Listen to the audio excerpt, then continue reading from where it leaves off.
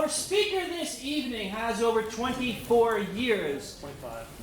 Okay, my text is old. 25 years in data tech. Please welcome the principal software engineer of Actian, Christopher Hane. All right. Thanks everybody for coming out tonight. I know it's late. How many of us started working at 8 o'clock this morning, 9 o'clock? Yeah, we're here. I know why we're all here. We want to learn about data warehouses, and we really want this. So I understand, guys. We'll try to keep it light, keep things going. Let's thank everybody. Everybody thank Eric for putting this together again. He does it time and time again. Always has a great turnout. And I want to thank John Williams for trying to warm up everybody earlier. As you can tell, he's the sales guy that likes to charm everybody, and we're the technical guys over here, so we can talk the hardcore stuff.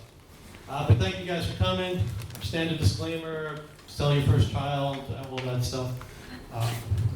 Let's see. So tonight we're going to talk a little bit about cloud computing and cloud providers. We're going to have to mention some Actian Avalanche for the free beer. We're going to talk a little bit about the network security we did surrounding and the storage security, loading data into our warehouse, and then some questions and answers if you have any, and of course, the Cube camera. So I'm not sure if anybody was here the last time, but I like to start off with this of who loves maintaining local security, and who would love if the cloud can handle it? Just by show of hands, how many people are working in a cloud environment? Anybody? A couple. And you're working in Azure?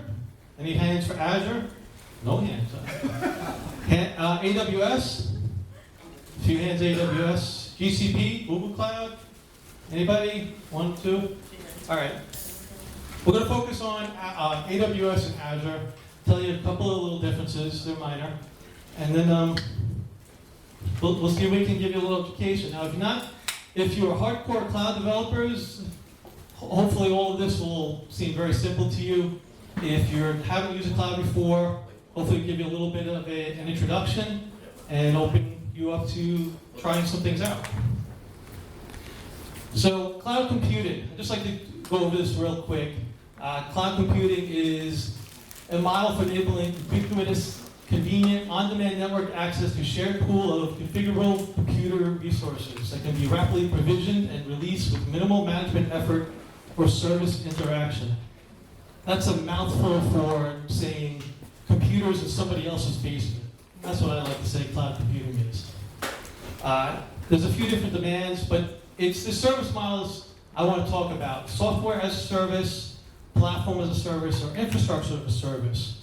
We're only going to talk about today software as a service, or what we've gotten into, database warehouse as a service. And it's us that we're able to provide to the consumer applications running in a cloud infrastructure.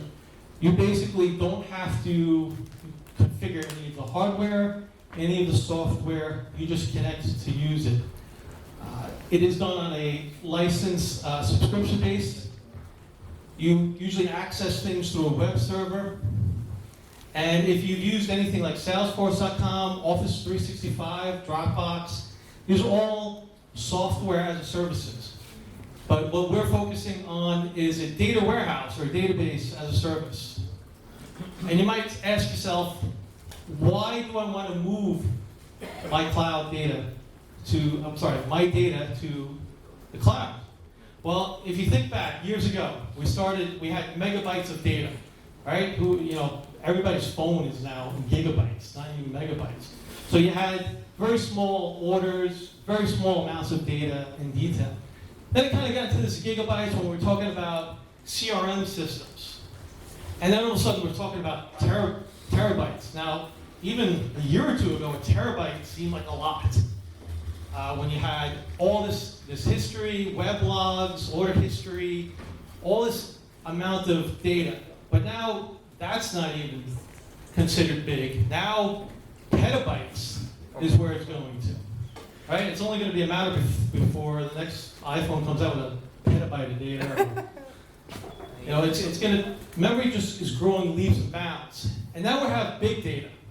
I'm not going to get into what big data is, but let's just say you have a hardware store, worldwide hardware store, and they need to keep track of all of their sales records. Now, that kind of data is going to be kept in an online transaction processing system.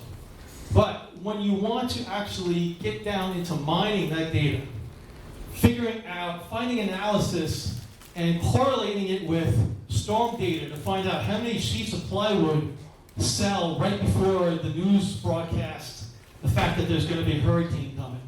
And they want to make sure that they have all that plywood in stock, or those nails and hammers. That's when you get into the petabytes of data, when you're correlating different data sources as well.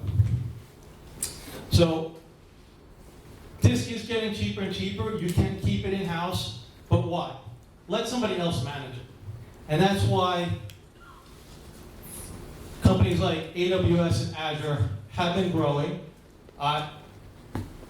We have noticed that Azure is taking up, it's getting some of the market from AWS. And there are some concerns. I don't know if they're valid concerns, but I'll tell you what some of the concerns are.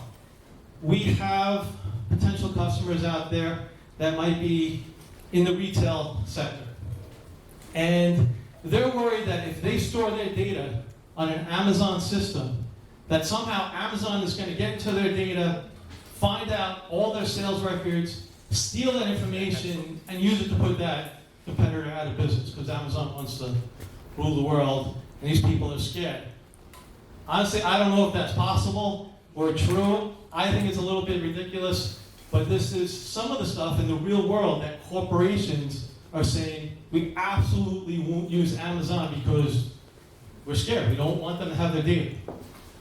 Well, I can tell you from our product point of view, no matter which you use, AWS or Azure, Amazon or Microsoft is not getting to your data in our system. So we'll get into that a little bit more. I thought there was going to be pizza, sorry guys, but there is some beer and liquor and snacks, and we have the camera, so I do have to talk a little bit about our product. So please bear with me. But we are here to talk about Actian Avalanche. We are a mission-critical cloud data warehouse for the enterprise. We are supporting the Amazon cloud or the Azure cloud.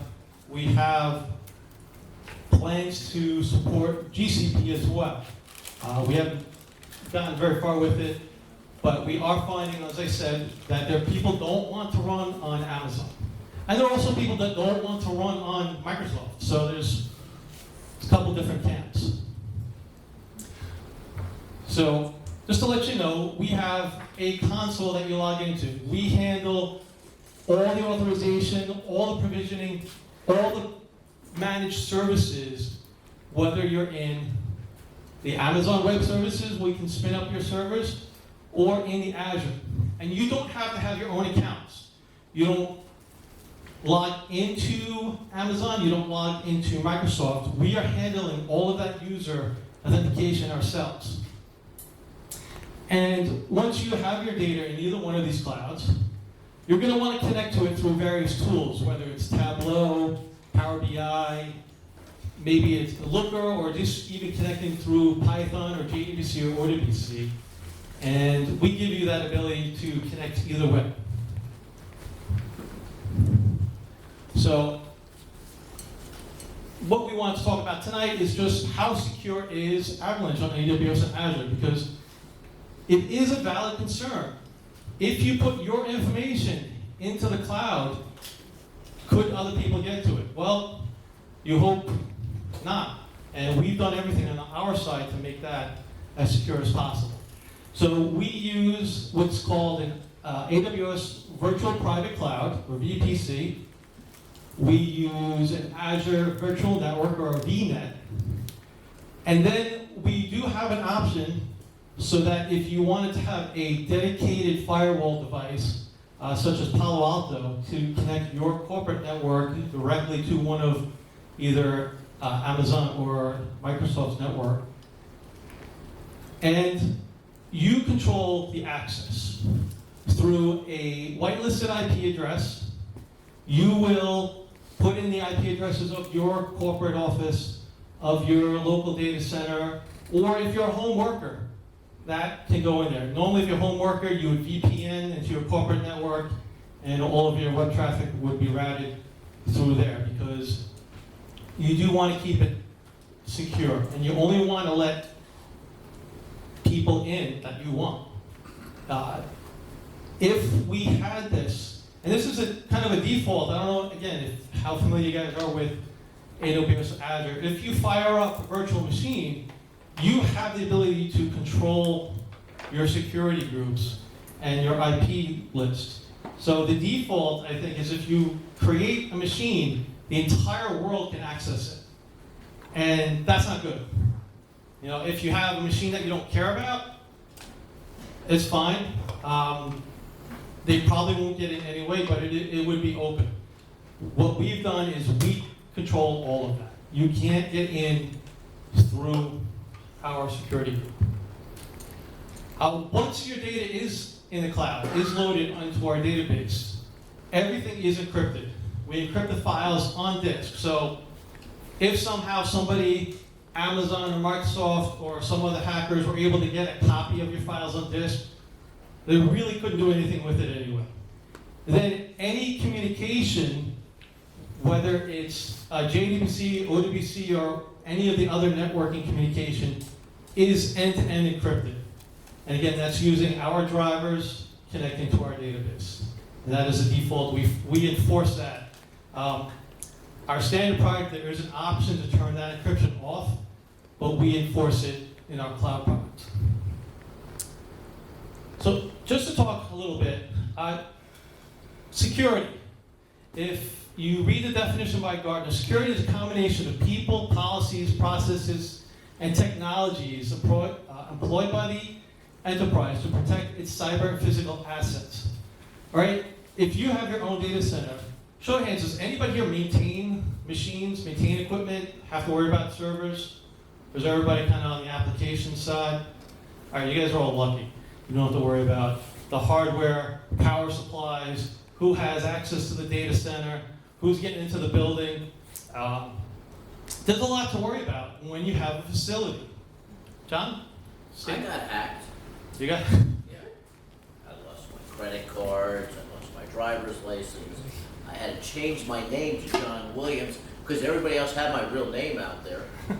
Right? So. All right. So, you don't want to have to deal with that. So now, if you look at cloud security, it refers to the processes, mechanisms, and services used to control security compliance and other usage risks of cloud computing. Well, that is a lot less to worry about when you're dealing with local people, facilities. But if we take it one step further, come on. Security provided by the cloud, a software as a service provider.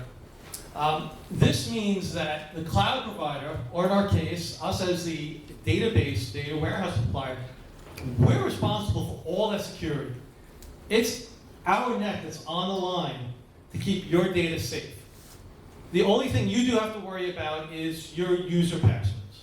So you will have users that you create, and you will have those passwords, and that is you. If you give those passwords up, that's kind of on you. But we don't want anybody unauthorized getting in or being able to read their data.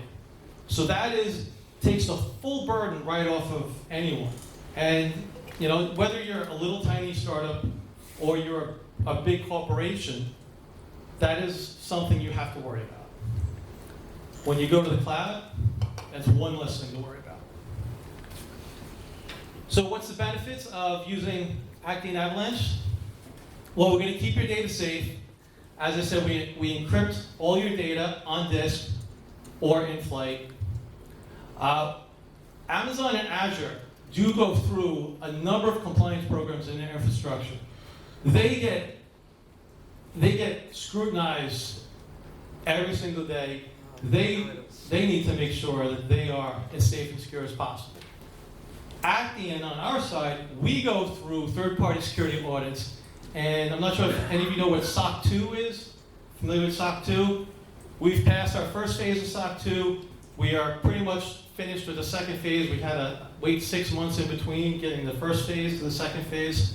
So that should be wrapping up. So we get certified by outside parties to make sure that what we're saying is true. That we have our policies in place, we change our keys, we have only anything in production, only certain people have access to, and not even us developers, we don't even get access to the production systems. Let's see. So the whole idea is we're going to save you money. You don't need to hire extra admins. And you can scale quickly.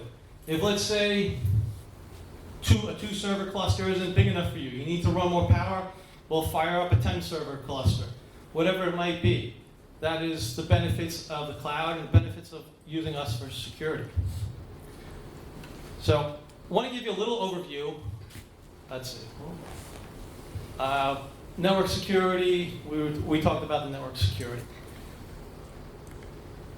So Azure. Azure has this concept of a virtual network, or a VNet. And this enables you to securely connect all your different Azure resources together within the virtual network. Then you have a subnet inside of your virtual network. And you can have private subnets and public subnets.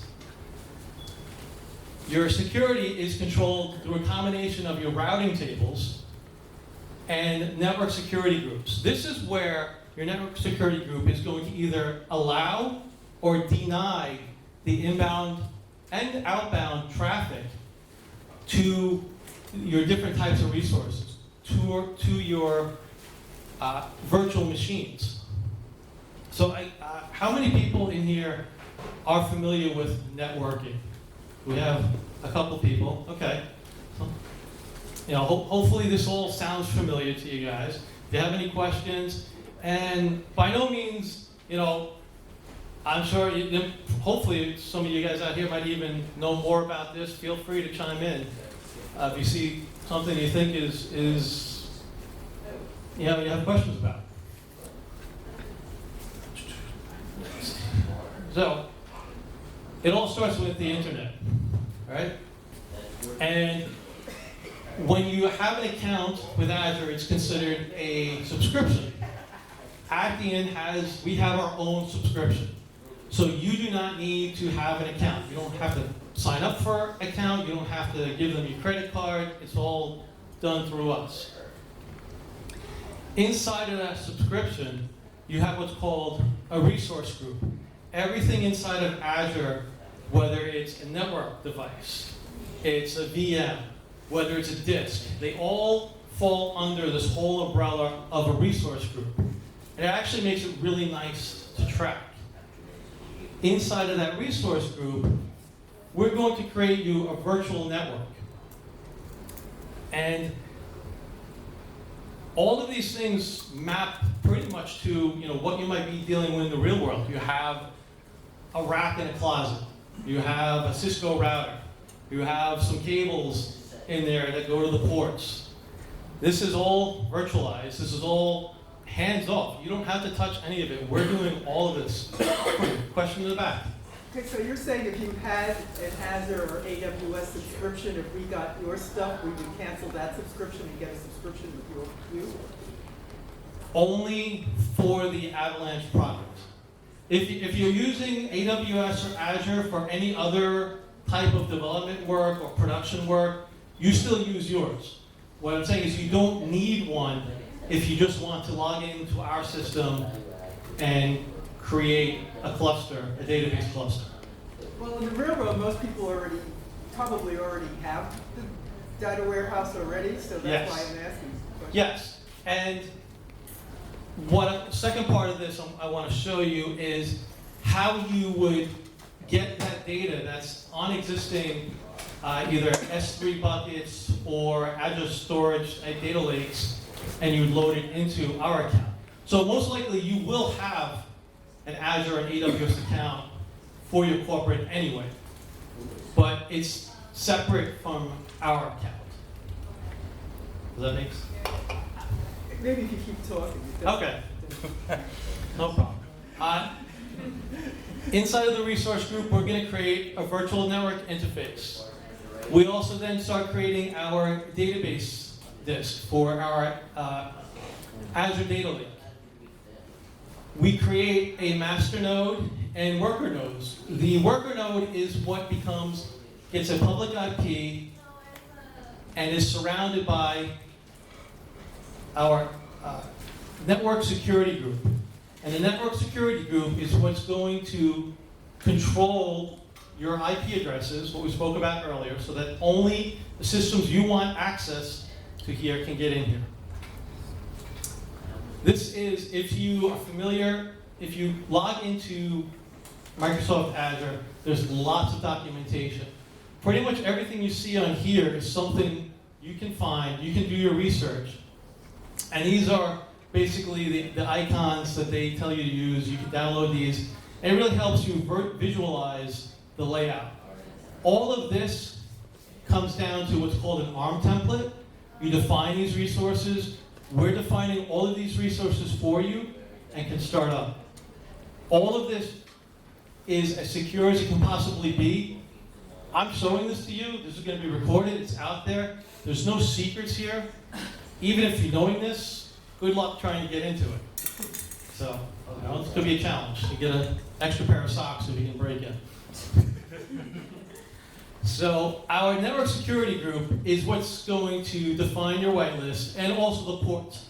We do open up only 2 ports, and these are specifically for either a JDBC client or an ODBC client, because usually you're going to connect, whether it's, like I said, you're going to have some type of front-end tool, Tableau, or you might just use Squirrel, you know, a SQL tool, or what are familiar? Do we have database people here? Actually, do you guys develop SQL? What do you use as a tool? IntelliJ. IntelliJ, okay. Azure Data Studio is another example. Yes, people use Toad. I use Toad. So, okay. So any of those type of tools, you need to set up your JDBC driver, you need to set up your host name, your port, your password and user, and this is what your network security groups is what's going to stop you. If you were to develop your own system in the cloud, if you're going to move the cloud, it's going to look very familiar. It's going to look just like this because this is standard Microsoft technologies. This is what they tell you to use. Again, all of our end-to-end network communication, ODBC, JDBC, is encrypted, and the database files on the data lake are encrypted. Any questions on Azure? Is this a little confusing to anybody, or is this kind of standard? Yeah, we didn't have a lot of Azure people here, so you might not be too. So it's like a big way to protect your security in your cloud or something? Well, it's a way to protect your virtual network. You are separate from any other client as well. So even though in our account, each provisioning is its own resource group. So none of the, if there's multiple clients out there that's running, they can't get to each other either. So. Can I ask, who holds passwords? Who holds keys? I'm sorry? You encrypt Yes. the data. Who holds keys? We hold keys. You. Yeah, and there's And sold. if I break relationships with you, what happens next? Well, you basically, we would delete your cluster. We would delete your data, so it would be gone. But we use what's called Microsoft Key Vault. They have a mechanism for storing such keys, so all of the keys are stored in encrypted fashion as well. And yeah, that does bring a point. I'm not going to go through starting up a cluster, creating one. You could try that yourselves. So next I want to talk about the cloud security for Amazon. It's very similar. They have a virtual private cloud, or VPC. Instead of a VNet, it's a VPC. Those familiar with Amazon, because VPC, familiar to you guys, all right? You have subnets in a VPC, private and public. you have a security group for here. And this is what the part that acts as the firewall for the AWS cloud. This controls the port range. And then to get to the internet, you have to have an internet gateway. So if we go back to the diagrams for AWS, it all again starts with the internet. We have an account. So now if you choose to run in AWS, you're running in the Actian account. You can have an account in AWS, but our VMs are not going to show up there. They're going to be in our own account. Instead of a VNet, now we start with a VPC. Inside the VPC, you're going to have a public and private subnet. We're going to create our master node and our worker nodes inside of there. Looks very similar to what we just saw, right? Then you're going to have routing tables and a router that connects to the internet gateway. And lastly, they're surrounded by a security group. That security group is what's going to prevent things from, again, getting into your network. It's going to be the whitelisted IPs. It's going to have only a JDBC and OWC port. Has anybody had to create a diagram like this for their own purposes of management? I found that every time I go to create one of these diagrams, AWS changes all their icons. So if you've had to download the PowerPoint, it's like every 6 months they change their colors, they change their icons. I downloaded this a couple days ago, so it was on the question in the back? Yeah, sorry, it's for this and with regards to Azure. So every Avalanche account, so if I got an account, you got an account, our instances would be deployed in different VPCs, right? Correct. Every deployment, whether it's on Azure or AWS, are deployed in their own either VNet or VPC. Okay, yeah, so that's why I wanted to clarify. So the resource group is sorry, I'm not as familiar with Azure. The resource group is under VNet, is that correct? Or is No, the VNet is inside of a resource group. Oh, okay. So if we were to get the Azure version, would we have our own resource group, or would we be the same resource group with different VNets? You would have each provisioning of a cluster is its own resource group. Oh, okay. And actually, Azure makes things kind of nice and easy that way. When you bundle everything in one resource group, you would never see it. You would never log into the Microsoft portal.azure.com. I don't know if you've logged into that. You would never actually log into that and see all your virtual machines and stuff. We, on our side, we can, but we hide all of that from you because you don't need to worry about it. All you care about is what's my either name, DNS name, or my IP address, and what's the port, and let me connect to it. Okay. So resource group is a higher. But each provisioning is separate, so that if your account, you launch something, and you launch something, those two could not talk. Even though we have each provisioning has its own private subnet and its own public subnet, and those private subnets are not connected in any way whatsoever. We compartmentalize everything for security reasons, because even if it'd be really hard to figure out. You'd have to have our SSH keys, your port would have to have access. But let's say someone did get on a master node, the only place they could get would be the worker nodes. They couldn't get to anybody else's node. They couldn't get to anybody else's data. All right. Again, all communication encrypted, the same here. One thing to note, there's a slight difference between AWS and Azure for us. We use, on Azure, they have this concept of a data lake, and it's just one big disk. For AWS, each of our nodes has its own local disk. And we have a distributed server that can do all of the data mining that way. It doesn't really affect you. When we provision clusters on AWS, you get a certain fixed disk size depending on the size of your cluster. For Azure, you can just use up as much disk as you want, and it just keeps growing. It's kind of nice that way.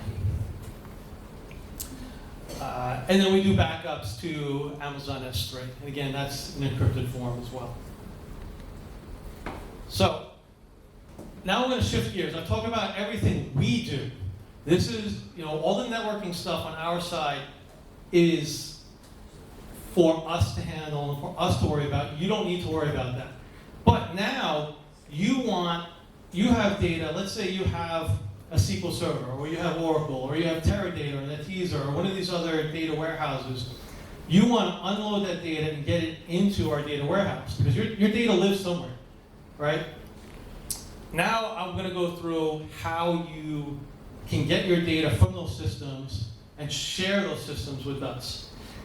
Again, if you're familiar with either S3 or data lakes, this might seem pretty simple and easy. If you've never done this before, the Azure stuff's a little confusing. The AWS stuff is a little simpler, but I wanted to give you guys an introduction to how you can access these file systems. So, for the free beer, we just have to mention there are ways to get data into, whether it's on S3 or a data lake. You can use simple SQL and do inserts. You can use batch jobs. You can use all sorts of different tools to get data in. So somebody came up with this. How do we get data into the cloud, right? Who remembers CDs? People even use CDs anymore, DVDs? You don't tie a string to get it up into the cloud. Database people, hopefully this looks somewhat familiar to you guys. We have the concept of external tables. So if you have, whether it's CSV files or Parquet files or some other data format that lives out on S3 or Azure Data Lake, you can create an external reference to that. Then once you do that, you're able to, here's what the address looks like, whether it's on S3 or on Azure. It's referenced by S3A : / and the bucket name, or it's ABFS : / the container name at the storage account. If you're familiar with those, they look, you know what that means. If you have no clue, don't worry. It's pretty simple to understand. There's lots of good documentation on it. Then what you can do inside of our database is you create a local table. And this will be, create table nation as select star from nation S3 or nation ABFS. And what we'll do is we will read all that external data, import it into our own database format, then you can really run queries on it. You can still run queries on external tables, but it's not going to run as fast. You want to import all of that data into our database, into our own file systems to be able to run really fast queries. So, brief intro to Azure Storage. It's their cloud storage solution for modern data storage scenarios. They have a few concepts of what they call blobs, files, queues, or tables. Not going to get into all of that. We're mostly concerned with blobs or data lakes. And their current is called General Purpose V2. There was V1, and now there's V2. And that's what we're supporting. That's what everybody seems to be moving towards. And it's real basic. You start off with a storage account. Now this is what's going to exist in your own account. So you were mentioning if you already have an account, right? This is where your own data is going to live. And you're going to have it possibly on an S3 bucket or on a data lake, depending on what you're using. And for a storage account, it's a very simple name. Then inside of that storage account, you create what's called a container. And in this case, the example is pictures. And inside of that container, you're going to have what they call a blob. And whether it's a JPEG, a CVS file, a movie file, whatever it might be. This is Azure Storage 101. Nothing out of the ordinary with it. It's just the way Microsoft handles their files. So it's storage account, container, and blob. And this is the blob URL that they come up with. This is how you reference this file system in the cloud, in the Microsoft Cloud. Let's see. So we use Spark to access the Azure Blob. I'm going to breeze through here. This is just telling you about what the paths look like. So we take a URL and we turn it into the ABF URI so that we can access these data files. Now, you're going to need... Excuse me, so you're going to have two parallel systems running? Well, if you have that. So you have data somewhere, Yeah, right? Whether it might be in your own local server room, right, and then you said right? you create... You need to export that somewhere for us to be able to read in. If you put it on your own local systems, there's no way for us to access that local system. I got that, yeah. All right, so you upload it to a cloud, the cloud storage, and your own cloud storage account, you give us access to read from that data, and we'll import it into our database. It's kind of a staging you're in. So you're saying you see this as a one-time thing, and then it would just stay in your... It might be a one-time thing, it might be a daily thing, it might be a weekly thing. It depends on how often you might want to refresh the data into the data warehouse. You might set up a job. It might be a one-time thing where you initialize everything, and then you set up some type of job to, as you get updates to your production system, it pushes updates into the data warehouse. It all depends on how you want to configure that. Good? Kind of? Yeah. Okay. So how do you do this? You need to set the storage access. And it's really hard to read, I apologize. But this is our web console, and there's three things you need. You need, where do we get? You need an application ID or a client ID, a directory or tenant ID, and you need the client secret or the password. Again, these are all standard Microsoft Azure concepts. It's the way that things are shared, the way you give access from your own system to somebody else. So, what do you do? Let's say you have it. Usually your IT department will do it. If you tell them, just create this for me, it's great if they know what they're doing. If you have to do it yourself, it's a little hard, but we're going to walk through it for you.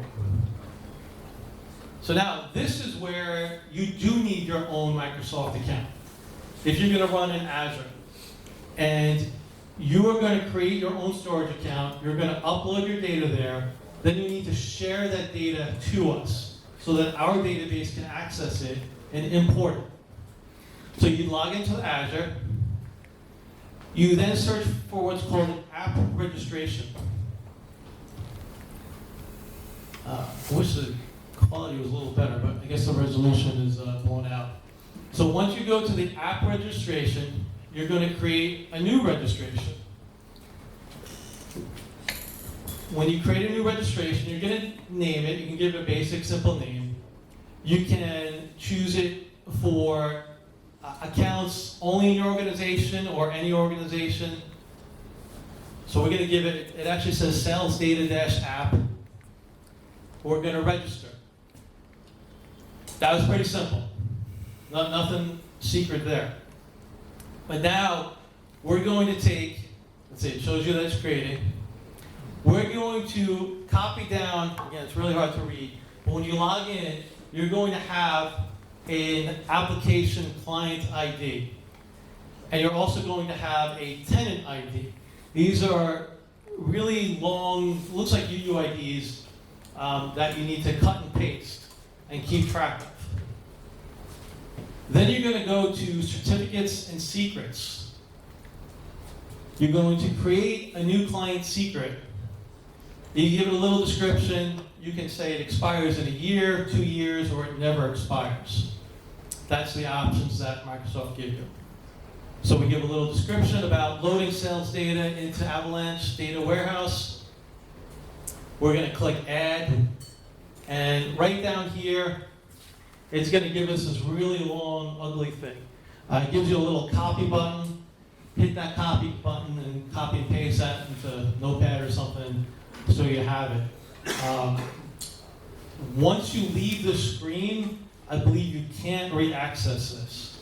So it's kind of a one-time thing. You can always create new secrets if you need to. So now we have the first step. We have our app registration. And the app registration is kind of, think of it as a service principal or almost a user. But not, there's no user passwords. You can't log in with it. But we have the important things. We have our client ID, our tenant ID, and our client secret.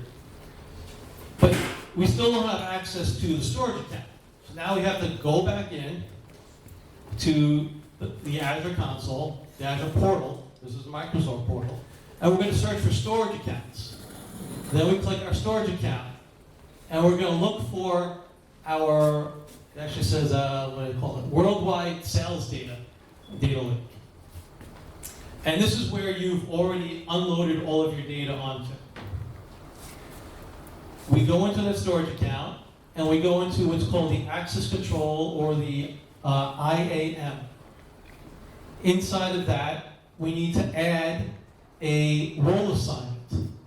And in the role assignment, we're going to select Storage Blob Data Owner. Then for that, we're going to, in here, we're going to start looking. This is where you would define your users. You could give specific users, or you could give our app registration. We go ahead and we select our app registration, and then we have to click Save. Let me tell you, sometimes you think that you're almost done because it pops up down here. If you don't hit Save, it's not going to actually save. So make sure you save. Now we have everything we need to actually connect to the data. So we go back to our Avalanche. This is now our console.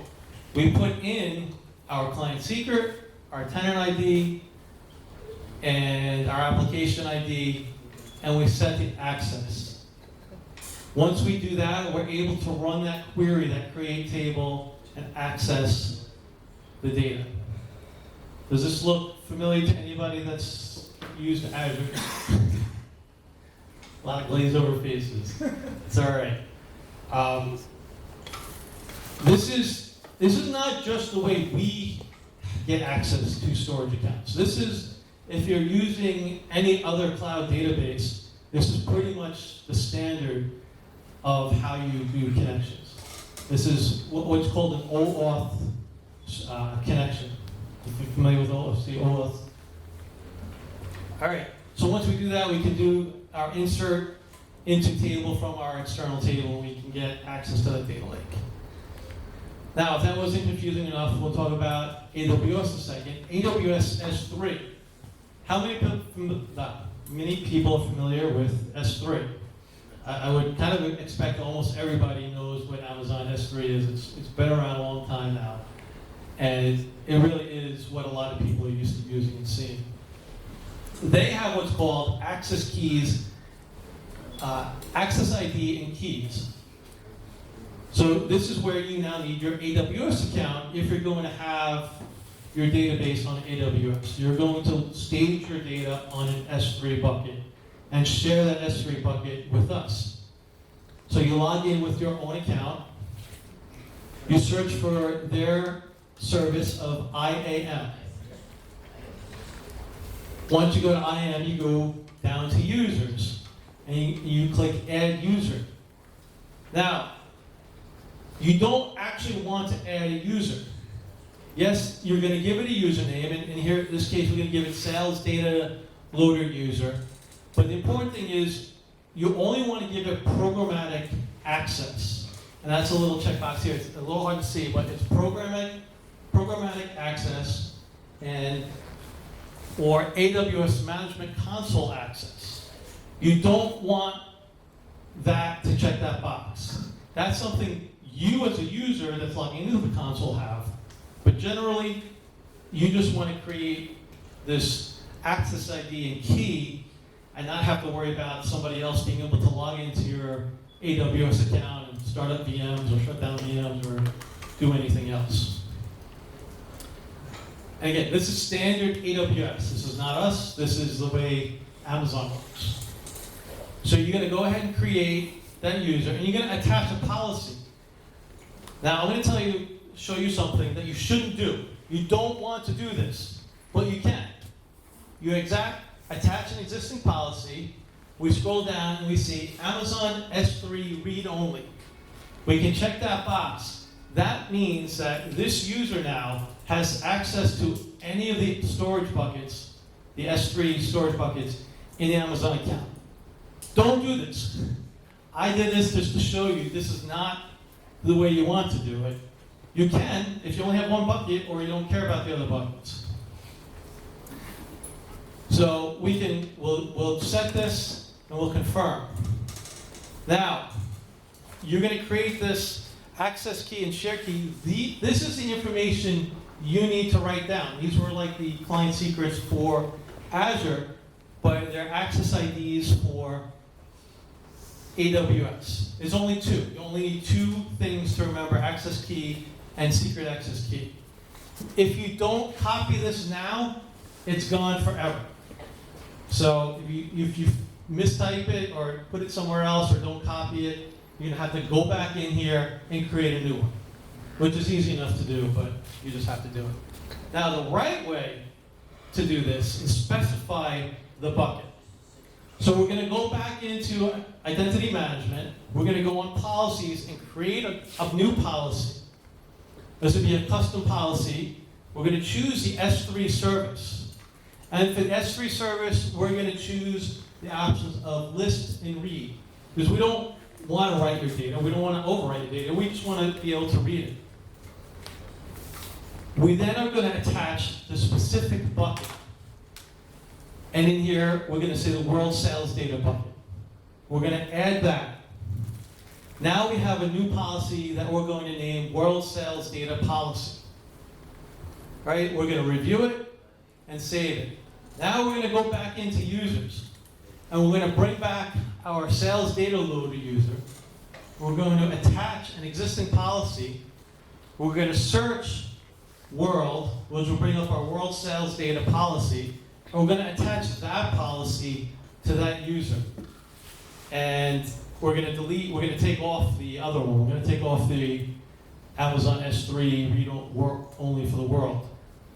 And we're going to save that. Now, when you go into our console, we just need that access key and that secret key. We set that, and now we can load from the AWS S3 buckets into Avalanche. Okay, so I thought I had the SQL statements again. So if you remember, we had SQL statements that can read from the S3. We can insert that data. So that pretty much wraps up everything I wanted to give an overview about. We talked about cloud providers. We talked about VPCs and VNets. I let you guys know how you create an app registration and share that information so that we can access your data lake. And we created the AWS access keys. There are two different cloud providers, two different ways of doing things, but with the same end result. We can access your data, import it into our database, you can run the queries against it. If you want to give it a shot, you can go to actian.com/avalanche. We give you a free trial. It is time-based, so the way Avalanche works, it works pretty much the same way as AWS or Azure. You pay for the usage. If you turn on the cluster, the clock starts ticking.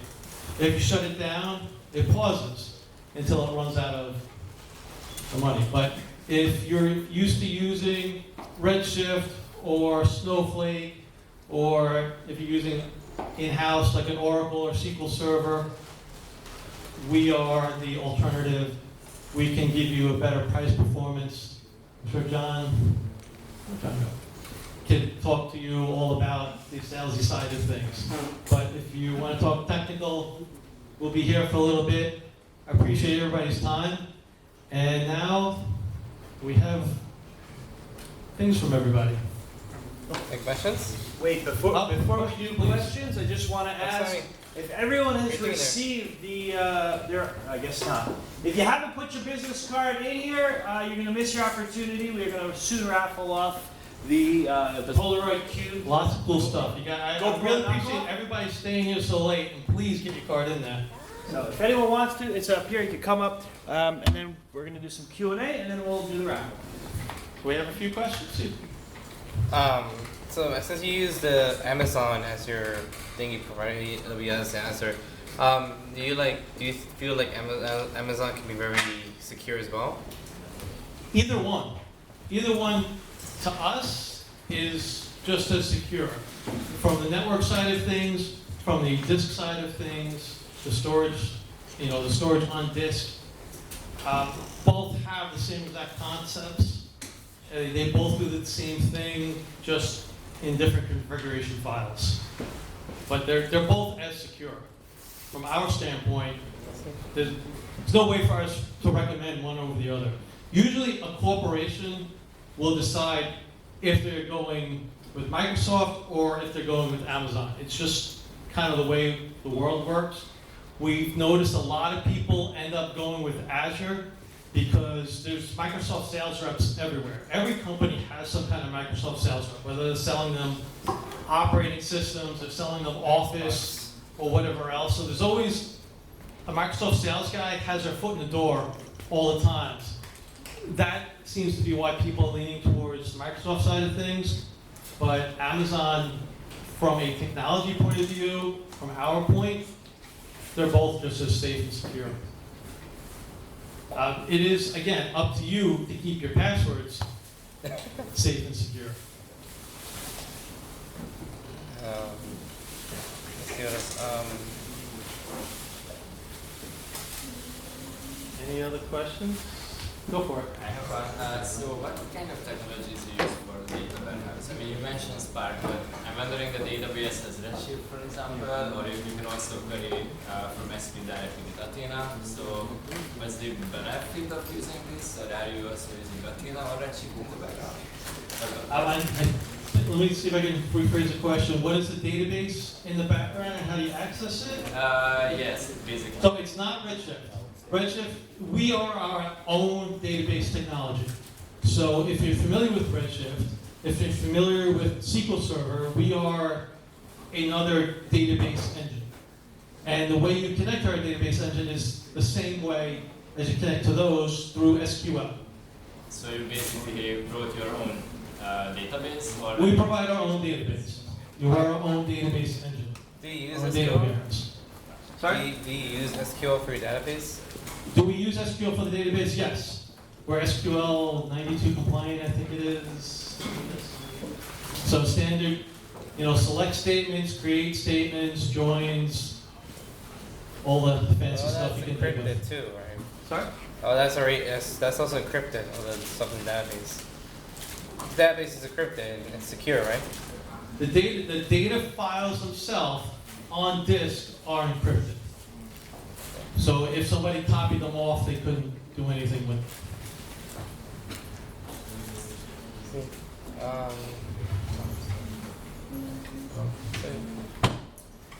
I'm confused about the trial. So that means if we start the clock and then after $500, they're gonna charge us, or after that? No, what'll happen is they'll shut it down on you, and then at that point, if you want to do more testing, you just got to contact us to add another 500 to it, or work with you to figure out what you want to do. If you want to do some kind of proof of concept setup, if you want to do a little longer testing, or if you're ready to make some type of sales. But it won't automatically charge you anymore. That actually did happen, but it doesn't happen anymore. You won't be charged for it. How does it work? You encrypt every query? What data is encrypted, so Well, all of our communication from our database server to the, let's say, JDBC client has an encryption level built into it. so it takes time, encrypt and decrypt every time. There, from what I understand, there's a minimal overhead involved in that. But the benefit of it is you're not sending any clear text information over the web. But is this good for like? I feel like it's more good for like businesses stuff like that. Like, people who are trying to work in a small business and want to keep their information encrypted. Not like for someone who just want to keep their files on their computer secure or something. Like, if I want to keep my stuff secure, I guess that's. Well, this is definitely more towards somebody who's going to be doing data analytics. Okay. It's not just for storing files. It's you want to store the information and you want to run database analytic queries against it. Like I said, whether it's your sales records. We have a demo. We have all of the Nick, where's the airline data from? Department of Transportation. So we have the Department of Transportation. It's actually set up as a demo, sample data loaded in a database. We have every single flight that's happened for the past, 20 years? 1996. 96, so 23 years. Now, every flight that's ever taken off for the past 20 years, they have the time it was scheduled to take off, the time it actually took off, and we have some sample queries you can just run to see what airlines have the best takeoff record, which airlines have the worst amount of delays. And something like that, the airlines might want to use themselves to find out, what they're doing wrong. Is there a problem with the airline itself? Is there a problem with the airport? It's a way for them to increase. As a plane is sitting idling on the tarmac, it's burning fuel. So that's added cost to that airline. So they need to run those types of analytics to find out why are the planes running late, what are the overheads in this cost, and how can they turn that around to make their flights take off better and save money in the long run. Just a basic, simple example of what big corporations might be doing. There's data out there you can download. The New York City TLC, the Taxi Limousine Commission, that has every time you take a taxi ride, they record that. And we had a sample a few months, actually probably a year ago, we were here last. We did a demo with a dashboard that shows how many calls are done at a certain time. And if you're a taxi company, you might not need to have so many taxis running on Christmas Eve because everybody's already in their house, or at the end of Memorial Day when everybody's, or the end of the night of St. Patrick's Day, you might need to have all the taxis on board because everybody's out there in the street drunk and needs to get home safely. Real basic examples of what's out there, but it's a way that you can load your data, run the queries. I didn't really get into the benefits of our product. I wanted to try to give you guys something different, just an introduction to the way Amazon and Azure store information, secure your networks. If you're not familiar with it, I can pretty much guarantee you're gonna run into this eventually. Everything's moving to the cloud. You can't get away from it. It's a matter of who you're going to choose. When we first started doing this, we did it on AWS, and we all hated Azure. We didn't want to do it. And now we ported everything to Azure, and now Azure turns out to be pretty good, and we all like that and don't want to do AWS anymore. But it's fun. It's something different. And you don't have to worry about a lot of the headaches, buying servers. I mean, I'm a techie guy. I always opened up my server, looked at the memory chips and the CPUs. I built my own computers, but you don't get to do that anymore. You can still build computers. What's that? You can still build computers though. I still built a desktop a couple months ago just for fun. Okay, that is all the time we have, but we do have a Polaroid Cube to give away. So we're going to go on to that, and then I want to remind everyone, Christopher is here for one-on-one questions immediately after our raffle, so don't go anywhere if you have more questions. Can I ask you to just mix it all up? No, you can look, you just mix it. I'll just mix it You up. can mix it.